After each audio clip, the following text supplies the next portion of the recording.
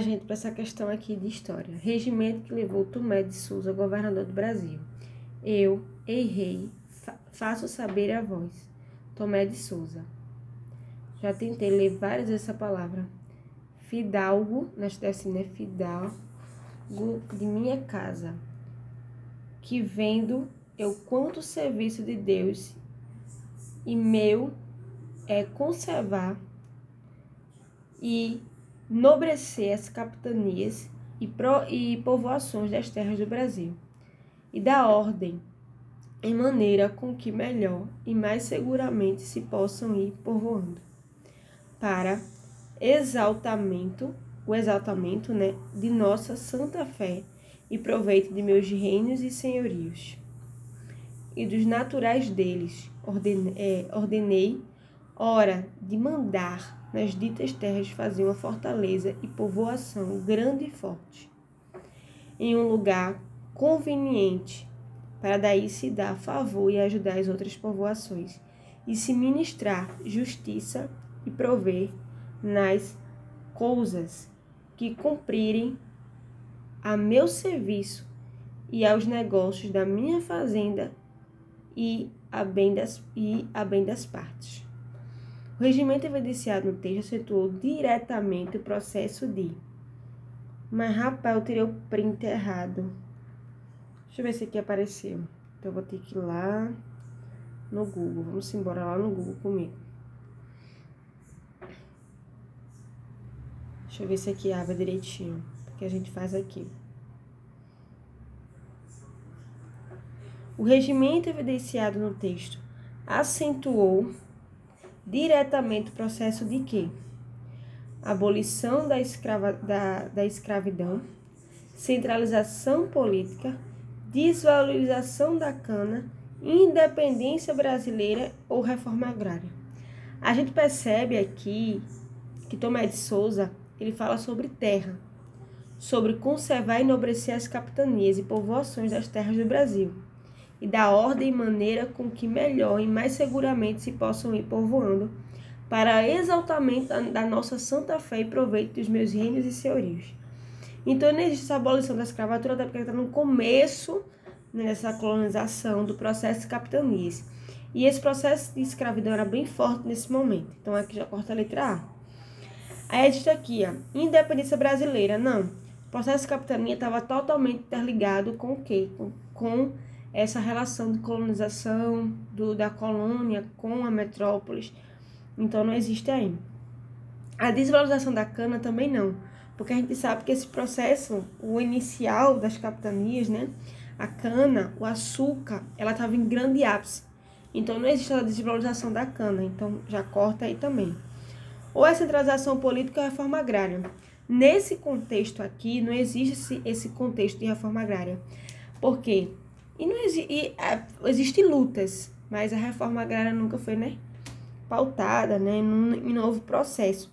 Acentuou diretamente o processo de, lembrar da pergunta, esse processo de conservar e enobrecer as capitanias é você conservar e proteger terras com titulares, com pessoas. E a reforma agrária, ele não tem isso como princípio, né? Ele tem como princípio, né, uma das lutas, né, é você observar o que a terra vai lhe dar, né? O fato de grandes concentrações fundiárias, né?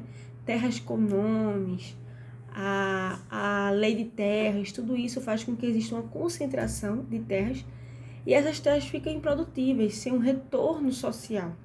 E a reforma agrária, ela luta também contra isso.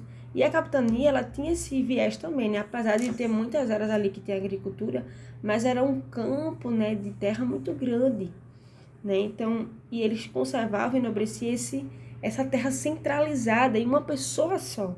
Não existia essa diversificação ou essa descentralização para que a terra fosse dividida em partes iguais para todos, que eles pudessem usar essa terra como produtividade própria e produtividade do meio social também. Não existia isso. Então, ele queria essa centralização política na mão de quem? Na mão de um. Que essa pessoa seria quem? Seria alguém de confiança, né, da metrópole, do reinado de Portugal, né, do pessoal lá de Portugal. E ele queria justamente conservar essas terras, né? E tinha o viés também de também, porque ele fala aqui, né? Ordenar é hora de mandar nas ditas terras fazer uma fortaleza e povoação grande e forte, em um lugar conveniente, para daí se dar a favor e ajudar as outras povoações a se ministrar justiça e prover nas coisas, né, que cumprirem a meu serviço, aos negócios da minha fazenda e a bem das partes. Ou seja, conservar esse local de capitania, povoar outros lugares. Agora, sempre lembrando que nesse contexto de capitania, apesar de ter, se tivesse um bom rendimento, se tivesse uma evolução, vamos assim dizer, boa em relação à produção de alimentos, assim vai, nesse contexto aí poderia ser a cana-de-açúcar, sempre o capital não era só era voltado uma parte para cá, mas a maioria era para onde? Para metrópoles. O objetivo era enriquecer a metrópole, não o local daqui. E com o tempo isso foi mudando, né? Mas aí a gente percebe que existe uma centralização política, ficamos com a letra B. Buscando endurecer e conservar um local, centralizar essa política através de uma pessoa, através de fazer uma fortaleza e povoação grande e forte. Então, é bem ressoado isso. E também através do contexto histórico. E o conhecimento desse contexto histórico, podemos cortar várias outras, sabendo que isso está adentrado no processo, né, inicial ali, da colonização. Então, a abolição, a independência, a reforma, a desvalorização da cana não está adentrado nesse contexto que o texto está inserido. Então, precisamos também saber disso para fazer a questão, para entender a questão melhor. Então, ficamos aí com a letra B. Um forte abraço e bons estudos.